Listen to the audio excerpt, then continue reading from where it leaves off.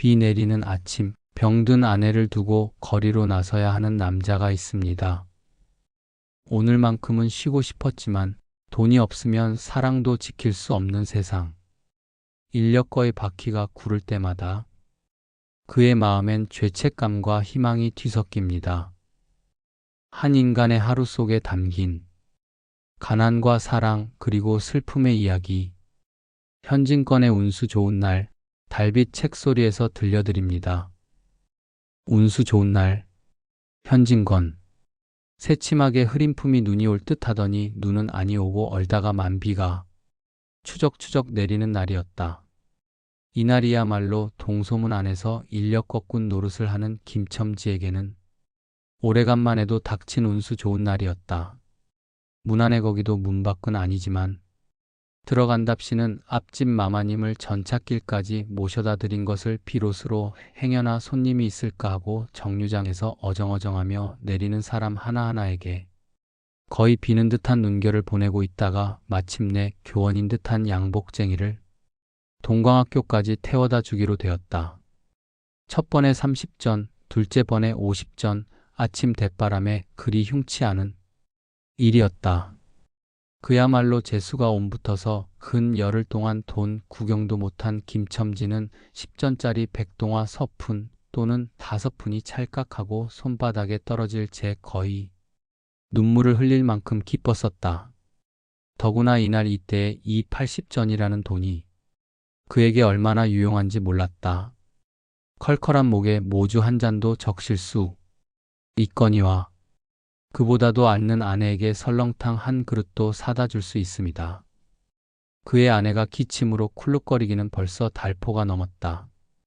조밥도 굶기를 먹다시피 하는 형편이니 물론 약 한 첩 써본 일이 없다. 구태여 쓰려면 못을 봐도 아니로되 그는 병이란 놈에게 약을 주어 보내면 재미를 붙여서 잡고 온다는 자기의 신조에 어디까지 충실하였다.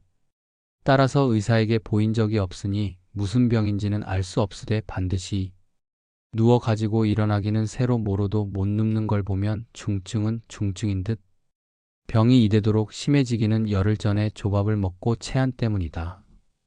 그때도 김첨지가 오래간만에 돈을 얻어서 좁쌀 한 대와 10전짜리 나무 한 단을 사다 주었더니 김첨지 말에 의지하면 그 오라질년이 천방지축으로 냄비에 대고 끓였다.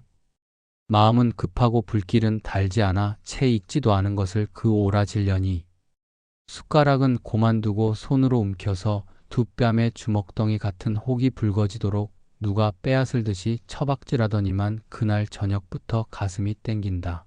배가 캥긴다고 눈을 흡뜨고 지랄병을 하였다. 그때 김첨지는 열화와 같이 성을 내며 에이 오라질년 조랑복은 할 수가 없어 못 먹어 병 먹어서 병 어쩌란 말이야 왜 눈을 바로 뜨지 못해 하고 앓는 이의 뺨을 한번 후려갈겼다. 흡든 눈은 조금 바로어졌건만 이슬이 맺히었다. 김첨지의 눈시울도 뜨끈뜨끈하였다. 이 환자가 그러고도 먹는 데는 물리지 않았다. 사흘 전부터 설렁탕 국물이 마시고 싶다고 남편을 졸랐다. 이런 오라질년, 조밥도 못 먹는 년이 설렁탕은 또 처먹고 지랄병을 하게 라고 야단을 쳐보았건만 못 사주는 마음이 시원치는 않았다. 인제 설렁탕을 사줄 수도 있다. 앓는 어미 곁에서 배고파 보채는 개똥이 새 살먹이에게 죽을 사줄 수도 있다. 80전을 손에 쥔 김첨지의 마음은 푼푼하였다. 그러나 그의 행운은 그걸로 그치지 않았다. 땀과 빗물이 섞여 흐르는 목덜미를 기름 주머니가 다 된 외목 수건으로 닦으며 그 학교 문을 돌아 나올 때였다. 뒤에서 인력거 하고 부르는 소리가 난다. 자기를 불러 멈춘 사람이 그 학교 학생인 줄 김첨지는 한번 보고 짐작할 수 있었다. 그 학생은 다짜고짜로 남대문 정거장까지 얼마요? 라고 물었다. 아마도 그 학교 기숙사에 있는 1호 동기방학을 이용하여 귀양하려 함이리라. 오늘 가기로 작정은 하였건만 비는 오고 짐은 있고 해서 어찌할 줄 모르다가 마침 김첨지를 보고 뛰어나왔음이리라. 그렇지 않으면 왜 구두를 채 신지 못해서 질질 끌고 비록 고구라 양복일망정 노박이로 비를 맞으며 김첨지를 뒤쫓아 나왔으랴. 남대문 정거장까지 말씀입니까? 하고 김첨지는 잠깐 주저하였다. 그는 이 우중에 우장도 없이 그 먼 곳을 철벅거리고 가기가 싫었음일까? 처음 것 둘째 것으로 고만 만족하였음일까? 아니야, 결코 아니다. 이상하게도 꼬리를 맞물고 덤비는 이 행운 앞에 조금 겁이 났습니다. 그리고 집을 나올 제 아내의 부탁이 마음이 캥기었다.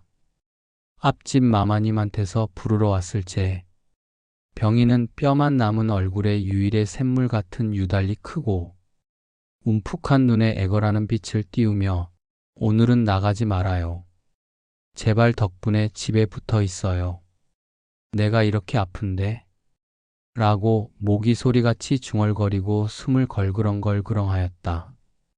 그때 김첨지는 대수롭지 않은 듯이 아따 젠장 맞을련 별 빌어먹을 소리를 다 하네. 맞붙들고 앉았으면 누가 먹여 살릴 줄 알아. 하고 훌쩍 뛰어나오려니까 환자는 붙잡을 듯이 팔을 내저으며 나가지 말라도 그래. 그러면 일찍이 들어와요. 하고 목매인 소리가 뒤를 따랐다. 정거장까지 가잔말을 들은 순간에 경련적으로 떠는 손 유달리 큼직한 눈. 울듯한 아내의 얼굴이 김첨지의 눈앞에 어른어른하였다. 그래 남대문 정거장까지 얼마란 말이요? 하고 학생은 초조한 듯이 인력거꾼의 얼굴을 바라보며 혼자말같이 인천차가 11점에 있고 그 다음에는 새로 2점이든가 라고 중얼거린다. 1원 50점만 줍시오. 이 말이 저도 모를 사이에 불쑥 김첨지의 입에서 떨어졌다. 제 입으로 부르고도 스스로 그 엄청난 돈 액수에 놀랐다. 한꺼번에 이런 금액을 불러라도 본치가 그 얼마만인가. 그러자 그 돈 벌 용기가 병자에 대한 염려를 사르고 말았다.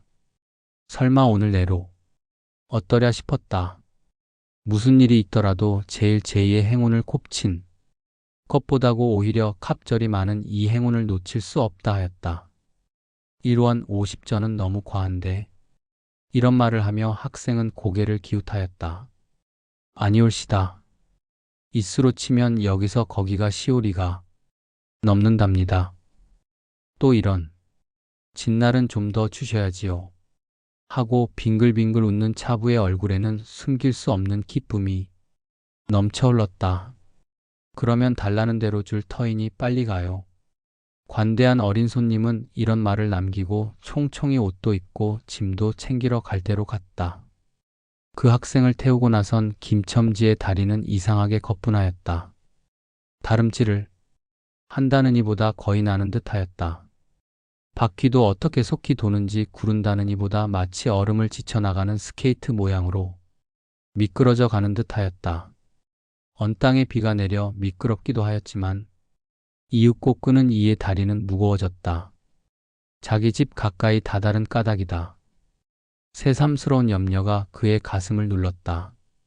오늘은 나가지 말아요. 내가 이렇게 아픈데. 이런 말이 잉잉 그의 귀에 울렸다. 그리고 병자의 움쑥 들어간 눈이 원망하는 듯이 자기를 노리는 듯하였다. 그러자 엉엉하고 우는 개똥이의 곡성을 들은 듯 싶다. 딸꾹딸꾹하고 숨 모으는 소리도 나는 듯 싶다. 왜 이리우 기차 놓치겠구먼. 하고 탄 이의 초조한 부르짖음이 간신히 그의 귀에 들어왔다. 언뜻 깨달으니 김첨지는 인력거를 쥔 채 길 한복판에 엉거주춤 멈춰있지 않은가. 예, 예. 하고 김첨지는 또다시 다름질하였다. 집이 차차 멀어갈수록 김첨지의 걸음에는 다시금 신이 나기 시작하였다. 다리를 제게 놀려야만 쉴 새 없이 자기의 머리에 떠오르는 모든 근심과 걱정을 잊을 듯이 정거장까지 끌어다 주고 그 깜짝 놀란 1원 50전을 정말 제 손에 쥐매 제 말 맞다나 심리나 되는 길을 비를 맞아가며 실퍽거리고 온 생각은 아니하고 거저나 얻은 듯이 고마웠다. 졸부나된 듯이 기뻤다. 제 자식 벌밖에 안 되는 어린 손님에게 몇 번 허리를 굽히며 안녕히 다녀옵시오 라고 깍듯이 재우쳤다. 그러나 빈 인력거를 털털거리며 이 우중에 돌아갈 일이 꿈밖이었다.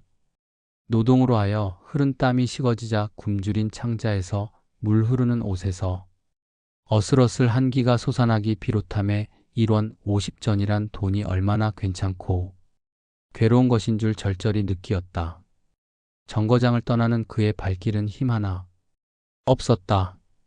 온몸이 옹성구려지며 당장 그 자리에 엎어져 못 일어날 것 같았다. 젠장 맞을 것, 이 비를 맞으며 빈 인력거를 털털거리고 도라를 간담. 이런 빌어먹을 제 할미를 붙을 비가 왜 남의 상판을 딱딱 때려. 그는 몹시 화증을 내며 누구에게 반항이나 하는 듯이 개걸거렸다. 그럴 즈음에 그의 머리엔 또 새로운 광명이 비쳤나니 그것은 이러고 갈게 아니라 이 근처를 빙빙 돌며 차 오기를 기다리면 또 손님을 태우게 될는지도 몰라 란 생각이었다. 오늘 운수가 괴상하게도 좋으니까 그런 요행이 또 한 번 없으리라고 누가 보증하랴. 꼬리를 굴리는 행운이 꼭 자기를 기다리고 있다고 내기를 해도 좋을 만한 믿음을 얻게 되었다. 그렇다고 정거장. 인력거꾼의 등살이 무서우니 정거장 앞에 섰을 수는 없었다.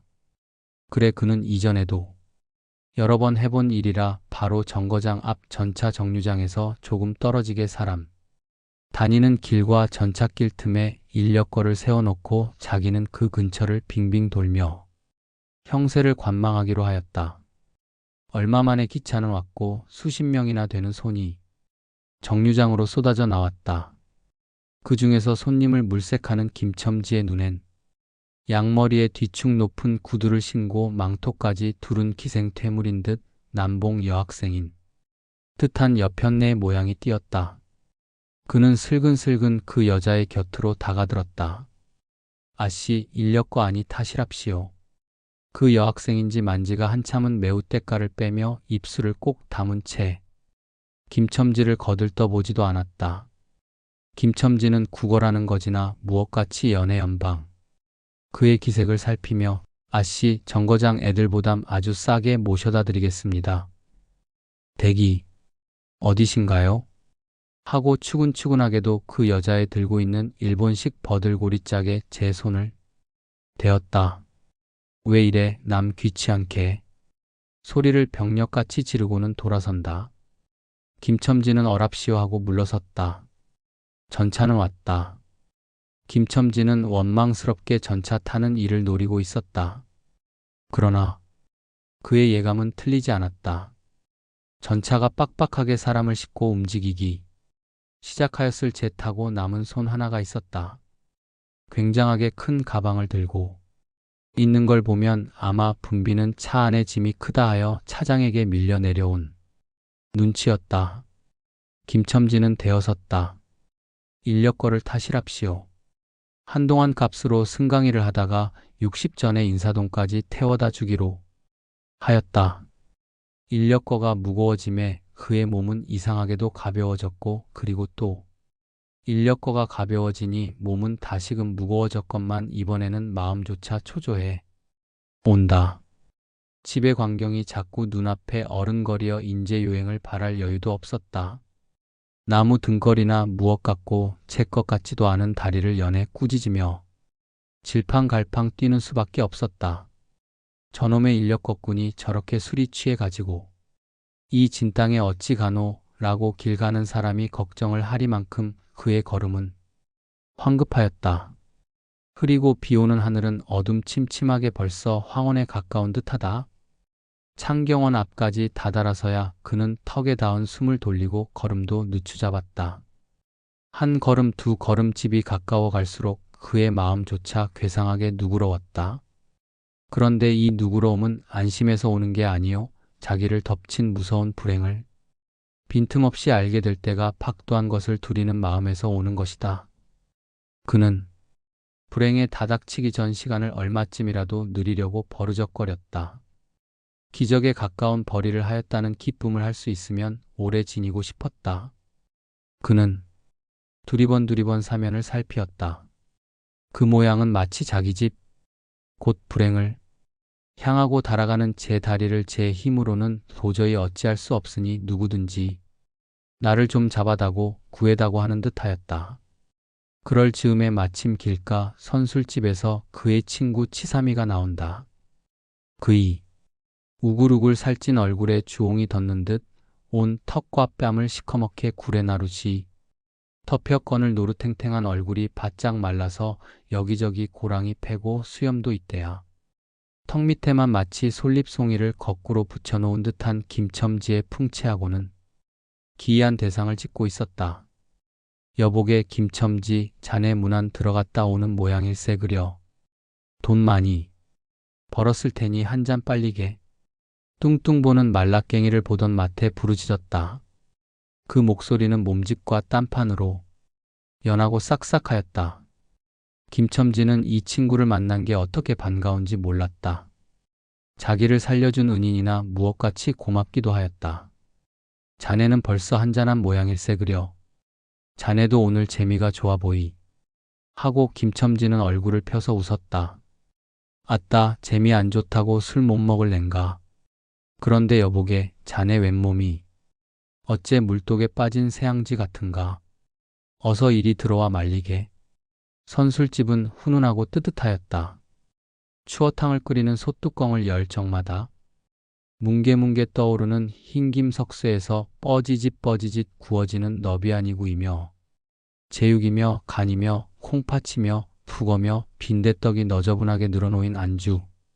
탁자의 김첨지는 갑자기 속이 쓰려서 견딜 수 없었다. 마음대로 할 양이면 거기 있는 모든 먹음먹이를 모조리 깡그리 집어삼켜도 시원치 않았다 하되 배고픈 이는 위선 분량 많은 빈대떡 2개를 쪼이기도 하고 추어탕을 한 그릇 청하였다. 줄인 창자는 음식 맛을 보더니 더욱더욱 비어지며 자꾸자꾸 드리라 하였다. 순식간에 두부와 밑꿀이 든 국 한 그릇을 그냥 물같이 들이켜고 말았다. 셋째 그릇을 받아 들었을 채 데우던 막걸리 곱빼기 2잔이 더웠다. 치삼이와 같이 마시자 원원이 비었던 속이라 찌르르 하고 창자에 퍼지며 얼굴이 화끈하였다. 눌러 곱빼기 한 잔을 또 마셨다. 김첨지의 눈은 벌써 개게 풀리기 시작하였다. 석쇠에 얹힌 떡 2개를 숭덩숭덩 썰어서 볼을 불룩거리며 또 곱빼기 2잔을 부어라 하였다. 치삼은 의아한 듯이 김첨지를 보며 여보게 또 붓다니 벌써 우리가 넉 잔씩 먹었네. 돈이 40전일세. 라고 주의시켰다. 아따 이놈아, 40전이 그리 끔찍하냐. 오늘 내가 돈을 막 벌었어. 참, 오늘 운수가 좋았느니. 그래 얼마를 벌었단 말인가. 30원을 벌었어. 30원을. 이런 젠장 맞을 술을 왜 안 부어.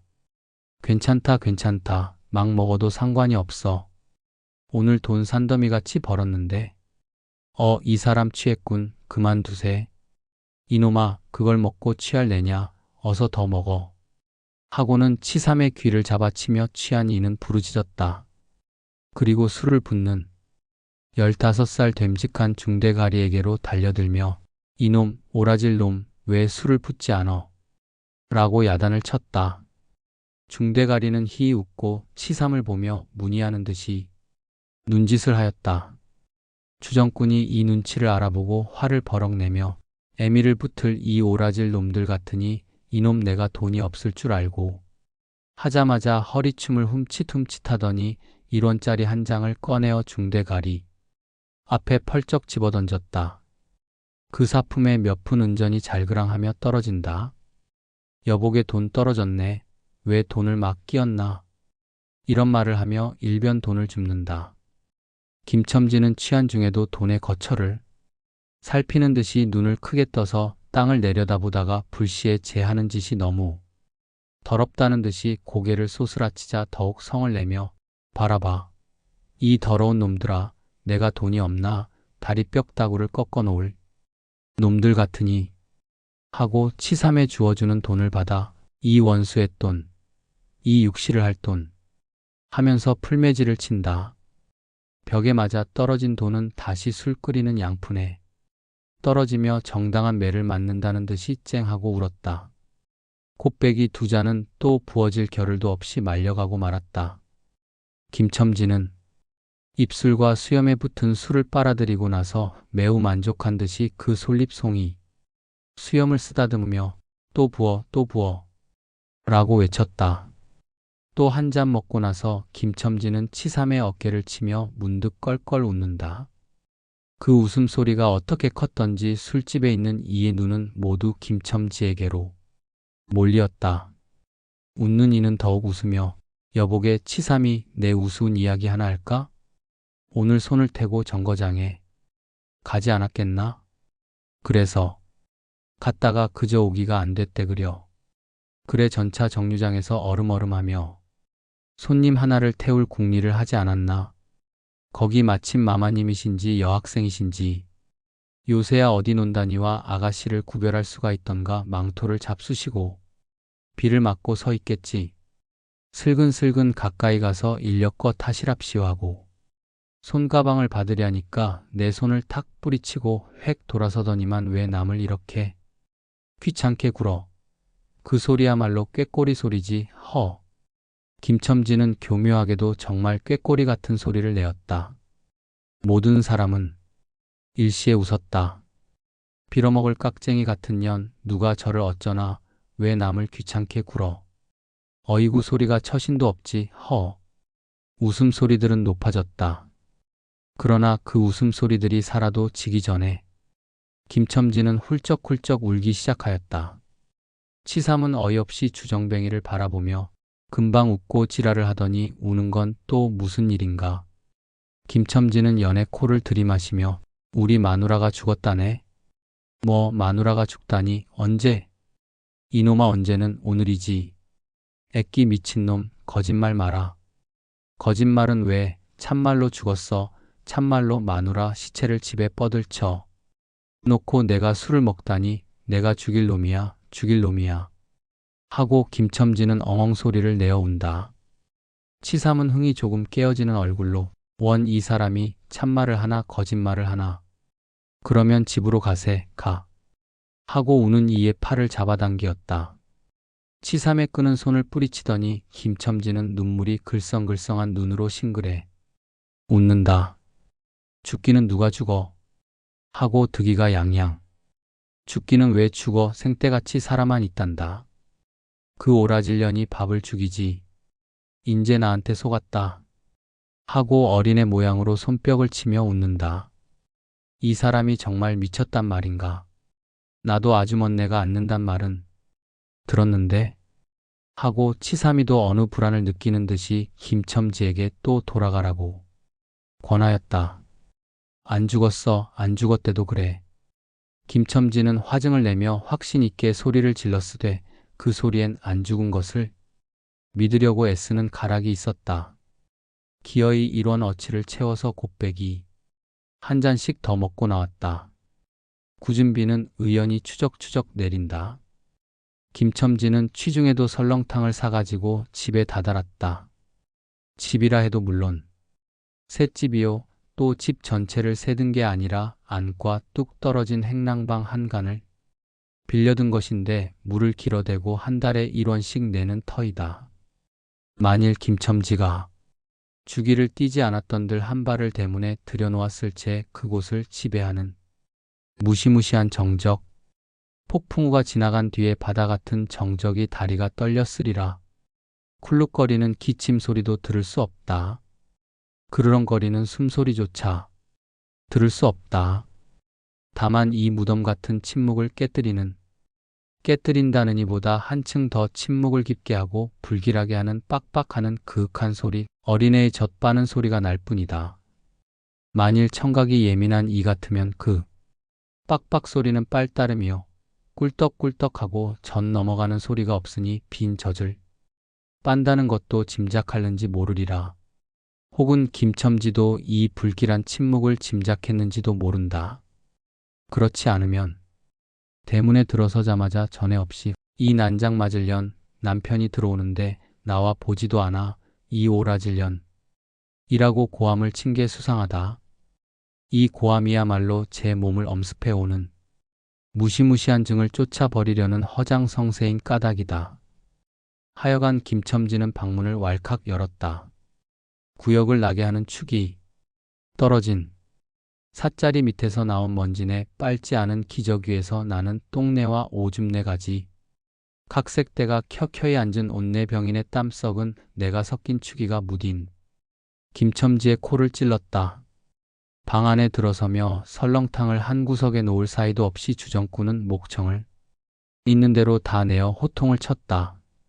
이런 오라질년 쥐야장천 누워만 있으면 제일이야.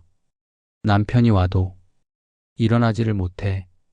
라는 소리와 함께 발길로 누운 이의 다리를 몹시 찼다. 그러나 발길에 채이는 건 사람의 살이 아니고 나무 등걸과 같은 느낌이 있었다. 이때 빽빽 소리가 응아 소리로 변하였다. 개똥이가 물었던 젖을 빼어놓고 운다. 운데도 온 얼굴을 찡그려 붙여서 운다는 표정을 할 뿐이다. 응아 소리도 입에서 나는 게 아니고 마치 뱃속에서 나는 듯하였다. 울다가 울다가 목도 잠겼고 또 울 기운조차 시진한 것 같다. 발로 차도 그 보람이 없는 걸 보자 남편은 아내의 머리맡으로 달려들어 그야말로 까치집 같은 환자의 머리를 꺼들어 흔들며 이년아 말을 해 말을 입이 붙었어 이 오라질년